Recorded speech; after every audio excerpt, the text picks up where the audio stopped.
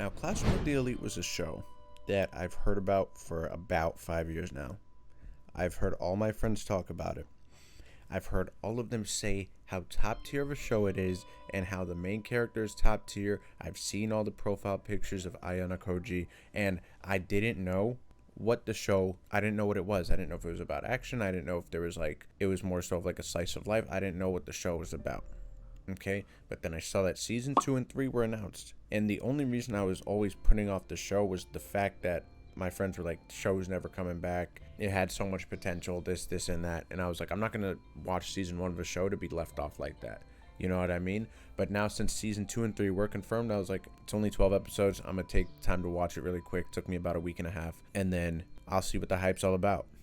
And I'm gonna be honest with you, first off, before I even get into it, this video will contain spoilers for Classroom of the Elite Season 1, so if you haven't seen it, go watch it, check this out, and let's just get to it. Basically, I watched the show, and I'm going to be honest, I do still think, I don't know how to feel about it. I'm going to be completely honest, because there's a part of me that's like, this show is overhyped, right? There's a part of me that's like, show is overhyped, characters overhyped. There's another part of me that like wants more.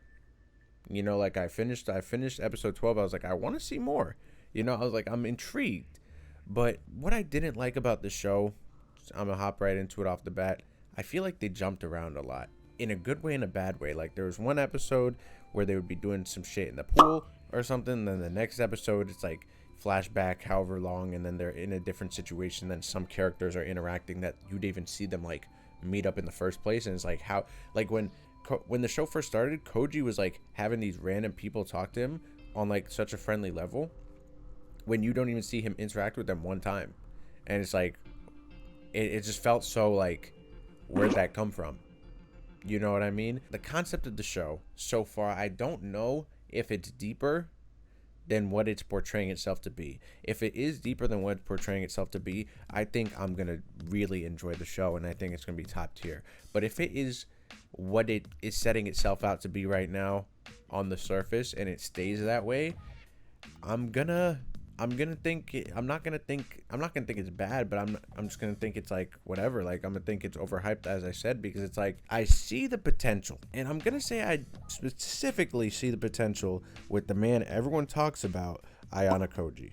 Okay, Ayano Koji, however you say his goddamn name.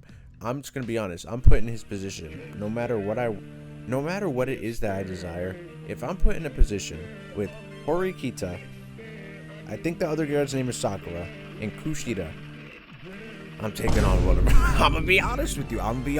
You can't, like, because that's one thing that annoyed me.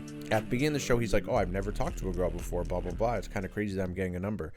And the fact that he's never mentions a girl again is kind of odd to me, especially when, like, some of these girls are kind of throwing themselves at him, and they clearly have some sort of, like, crush or some sort of desire towards him, especially pink-haired girl. I don't remember her name, but listen, at least once, dude, you gotta, that's not what the video is about. I'm not even gonna get into that. Okay, that does kind of annoy me though, and I could see what they were going for with his emotionlessness.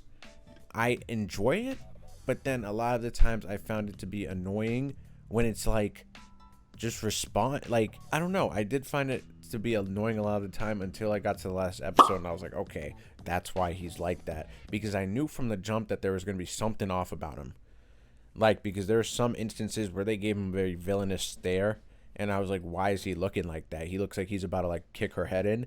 And there are definitely a lot of times where I was very skeptical about his character and what he actually wanted to do, because it's like, you're this smart and you're this great at literally everything, and then you just have no emotion. And like, because to me it was like, okay, the reason why he's gonna be doing so bad is because he has all these great qualities, but he just doesn't have a personality, so then that's gonna set him back from excelling in the school, right? That's what I initially thought it was, and that still may be a part of it. But when you get to the last episode and he's like, Horikita in his head, when he's like, I honestly didn't see you as an ally, or this person or that person or anyone, as a matter of fact, because I just want to win. I'm a lone wolf. And it's like, when you see him like that, it's like, okay, that's kind of how Horikita was I don't know how to say her name properly, so don't clown me. But that's kind of how she was thinking at first when she first got to the school. If you remember, she was like, "I'm by myself, and I'm gonna get to the top by myself. Win, win, win." Right? And it sort of seems like she's switched to where she's more open to allies, more open to help, and then she's definitely developing as a character. But Koji, he's just like locked in, wants to win. And by win, I don't know what he means, because it's like you could be the best, yeah, sure, but it's like, what are you trying to do? Because he turned down the secretary position at the school because that would have helped him excel to a higher level. You know what I mean? So it's like, what is he trying to do? What is he trying to win at? Like, what's his end game here? You know? And I can definitely see him being a comparable character to like Light Yagami or Lelouch, because it's like the way he had that whole situation at the end mapped out with Horikita getting sick, getting her off the boat, and then changing the name of the class leader at the end because it was in the rule books, and then making Class C get 0 points, and then Class D eventually getting on top. It's like, okay, this guy's a nutcase. He's ridiculous being able to think this far ahead. But if there's one thing I want to say, because this is the classroom of the elite, this is not the classroom of the average, this is not the classroom of the low life, this show is called Classroom of the Elite, right? And you'd have to assume that there are other elite individuals in these classrooms and in this school, right? Because on the surface so far, the deepest we've got with a character is Kushida, and how she has her like psychotic side and her other side, right? Every other character, it's like they're smart, but it's just like there's the Class C guy who's the leader, and he tried like coming up with this contract plan, and it was like, okay, whatever. It was like a very mid plan he had going on that fooled Class A, right? And then you have the Class A guy and the girl who are just like very powerful in terms of they just have like the merit and they've been there for a minute, a little bit. Class B has that one girl. Like you never really get that deep with characters. And what I would love to see from this show are characters coming to challenge Koji, right? Like, say for example, next season we learn that when Horikita got sick, she knew that Koji was going to do some shit like this, and then we find out that she's actually a big brain herself, and then she was like, okay, I'm gonna do this so then he does this and then acts on a plan like this so then Class D can win. You know what I'm saying? If we start getting shit like that, obviously that's a far-fetched like theory or whatever that I'm throwing out there, but if we're getting interactions like that where we just have characters constantly just coming at each other, big brain, making plays, doing this shit against Koji himself, because we really only see Koji who's like intellectually miles past everyone. He's like on a different plane of existence at this point. He's nuts. I would love to see some shit like that, because I genuinely don't know what direction the show's going to go in, because I assume it's just going to be him going not incognito, but taking the pressure off of him, right? Taking the pressure off of him all the time and getting the spotlight off of him and just trying to work in the background to quote unquote win. I don't know what he's winning for again, but all in all, I do think his character's still overhyped for season 1. People are saying he's a GOAT. I don't know how he's a GOAT. I need to see some fucking emotion from him. I'm gonna be honest with you. I'm gonna need to see some emotion, whether it be happy or sad. And another thing I would like to see is for him to get invested into some love interest. He just has to. It's gonna piss me off if this show ends eventually and he is not with like one of the girls from this school. Like, I know that shit doesn't matter, but it's just like the amount of influence he has on some of these females. I would love to see him end up with Horikita. I would love to see that. I really would, because it's like I feel like she would like help set him straight, and then they would have a great dynamic going on. But yeah, I don't know what direction this show's gonna get in. I don't know if this show's gonna go in the direction of people killing each other. I don't know if this show's gonna get, because it's so confusing. Because I don't really watch shows like this, right? But it's like when you see people like Kushida threatening rape because this and that, and then you see people like Koji himself, who's literally willing to do anything to win, and let one of his quote unquote allies, which he doesn't think of as an ally, but suffer from sickness and do all this. It's like, you could definitely see people, I think, killing people to get the edge on like certain situations. I think that's going a little too far considering they're in a school, but like I don't know. I don't know which direction they're taking the show. I really don't.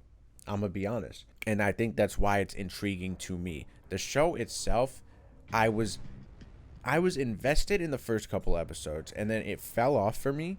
I would say 5 episodes in, and then when they got to the island, it started to pick back up again for me. But the middle of the show was very, very like not boring, but I just like didn't. I wasn't invested like that because they would do something else every episode, and it seemed there was no structure to it. I felt like there was no structure to it in that sense. I think the cast of characters is all right now. I like Kushida's a menace, right? My other favorite character is Horikita for sure. The pink-haired girl, I like her. I do. I like her. I forgot her name. But then other than those three who they kind of emphasize a lot throughout the show with Koji, because they emphasize Sato a little bit with his situation, like how they emphasized him a little too much actually at the beginning of the show, because he had like an issue and then he had like another one and then another one and then they had a big thing for it. It was like, holy shit, I really don't care like that. But then they emphasized the class president a little bit too, Horikita's brother, or the represent, I don't remember. And then they kind of dive into class C's leader and then class A's leader a little bit towards the end of the show especially. And then obviously you get the interactions with class B and that one girl.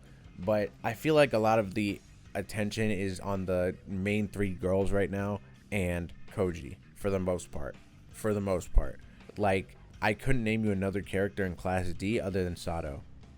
Like, other than three girls, I couldn't name you another one. I think one of their names was like Ike, and then Hirata.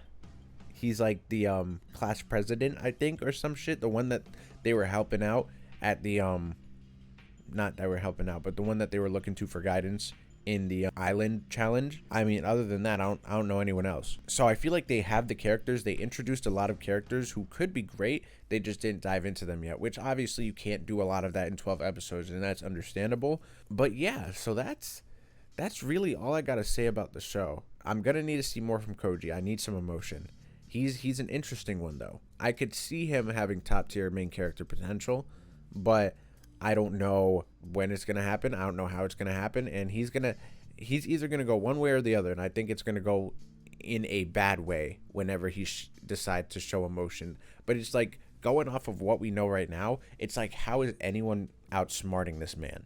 You know? So it's for him to get a challenge. I would love to see it. Whether it be one person or we find out that damn near everyone in the school has some sort of like capabilities that we just didn't know of this whole time. I don't know. I don't know what the point is. I don't know I don't know what we're trying to do, because I don't think he's trying to get to Class A. Like, he said he wants to win, right? But it's like, I guess maybe he's just putting on a bluff with everyone. But it's like, again, there are certain opportunities that he could have taken to push him to Class A, since he cares about himself so much individually and not about anyone else. So it's like, to me, it's like, what's his definition of winning? As I said, like, what is he trying to win?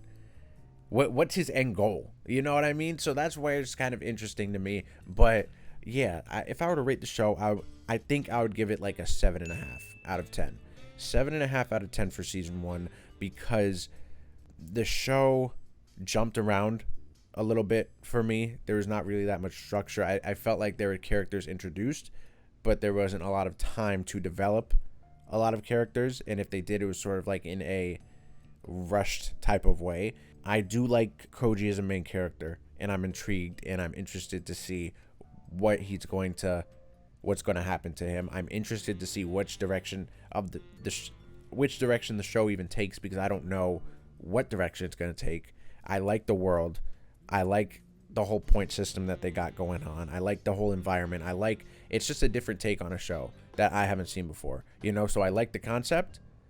I just feel like they haven't been able to dive into the story and into the world like that yet in the anime, because obviously it only had one season. So I'm definitely going to watch season 2 when it drops, 100%.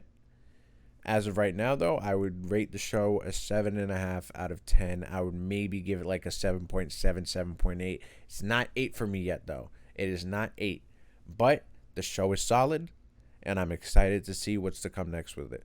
And yeah, that's really it.